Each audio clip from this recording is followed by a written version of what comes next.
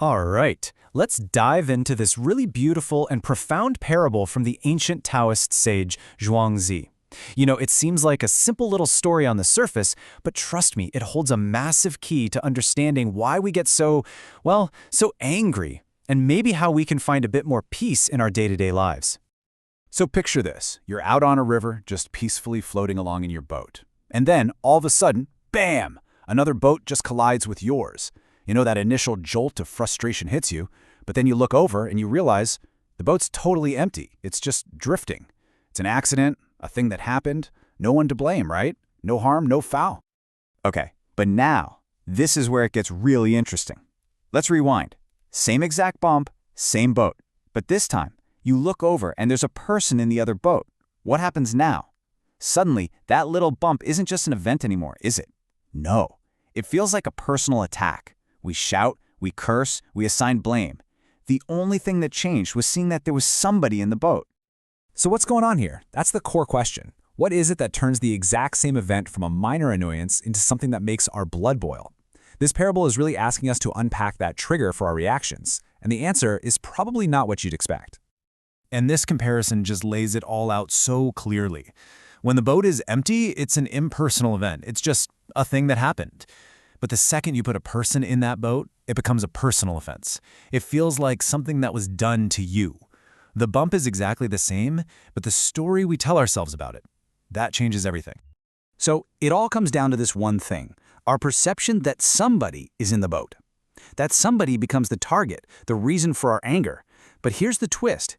The parable isn't just about the person in the other boat.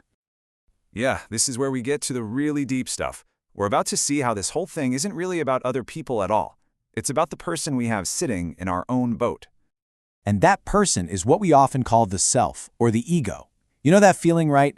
That deeply ingrained idea that there's a permanent, separate me inside, piloting the ship, an I who is the main character of the story. Well, that's the I that gets offended. That's the I that feels wronged when another boat bumps into it.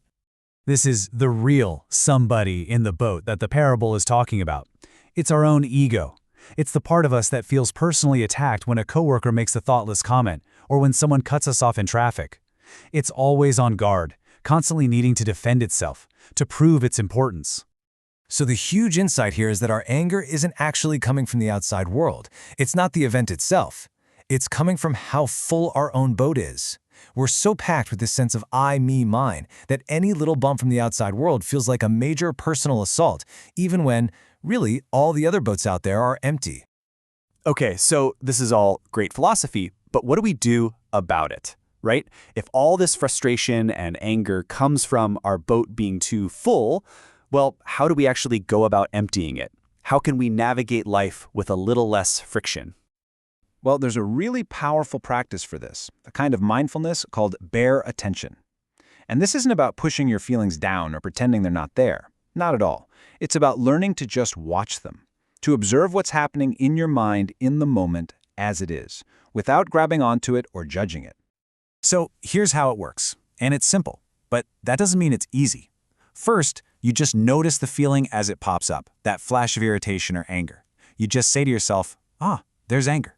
Step 2, you just observe it. You don't get mad at yourself for being mad. You don't cling to it, you just watch it. And this is key. You recognize it's just an impersonal mental state. It's not you. It's not my anger. It's just anger. And then you just let it be. You let it arise and you let it pass away, just like a cloud moving across the sky. You see what's happening here? Every single time you do this, you're creating a little bit of space, a gap between the bump and your reaction. And every moment you practice this kind of mindfulness, it's a moment of egolessness. It's like you're literally emptying your boat one moment at a time. You're loosening that tight grip of the self. So, what's the big payoff here? What's the real freedom you get from all this? What actually happens when we learn to sail through life in a lighter, emptier boat? Well, it leads to something pretty incredible.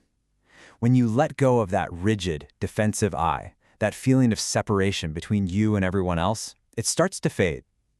Because if there's no self to constantly defend, there's no other to constantly blame. And what you're left with isn't some cold, empty void. It's the exact opposite. It's love. It's a natural, deep sense of connection. And look, this doesn't mean you become passive or a pushover. Far from it. It actually means you become way more effective and, honestly, just free. You're acting without that constant need for self-importance. You're moving in harmony with whatever is happening instead of fighting it. You're free from that exhausting strain of trying to project some kind of image all the time. You can just let life unfold. And that brings a sense of peace that's hard to describe. So that's the heart of the parable. And it leaves us with a really powerful question to think about. I mean, really think about it. Who would you be if you could sail through your life in an empty boat?